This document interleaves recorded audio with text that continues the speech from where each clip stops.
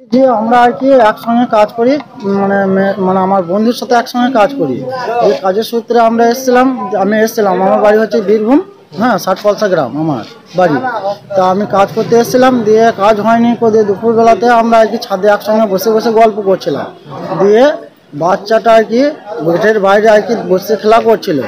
দিয়ে ওদের গ্রামে টিটু নামে একটা ছেলে আর কি ওই বাচ্চাটাকে কোলে করে তুলে নিয়ে চলে যায়। অনেকটা রাস্তা চলে যাওয়ার পরে আমি দেখি যে বাচ্চাটা আর কি কোলে করে তুলে নিয়ে চলে যাচ্ছে। তখন আমার বন্ধুকে বললাম যে তোমার মেয়েটাকে কে তুলে নিয়ে চলে যাচ্ছে।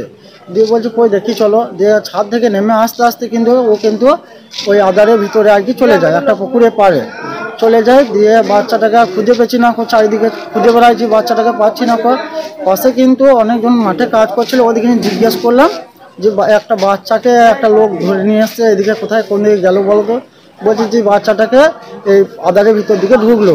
দিয়ে গিয়ে দেখছি যে আমরা তখন দেখছি যে বাচ্চাটার সঙ্গে খারাপ রকম কাজ করছে। হ্যাঁ, দিয়ে বাচ্চাটাকে ওখান থেকে ওকে ওইখান থেকে ছাড়িয়ে ওকে ফেলে দিয়ে বাচ্চাটাকে ওর কাছ থেকে ছাড়িয়ে আমি আদার থেকে বার করলাম।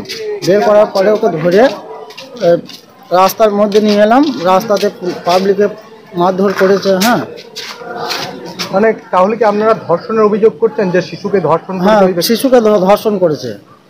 কি অবস্থা তো কেমন আছে যিনি মানে যাকে ধর্ষণ করেছে শিশুটার অবস্থা? শিশুটা এখন অবস্থা খানিক খারাপই আছে। হ্যাঁ, হাসপাতালে নিয়ে এসেছেন? হ্যাঁ, হাসপাতালে নিয়ে আসছে চিকিৎসা করার জন্য।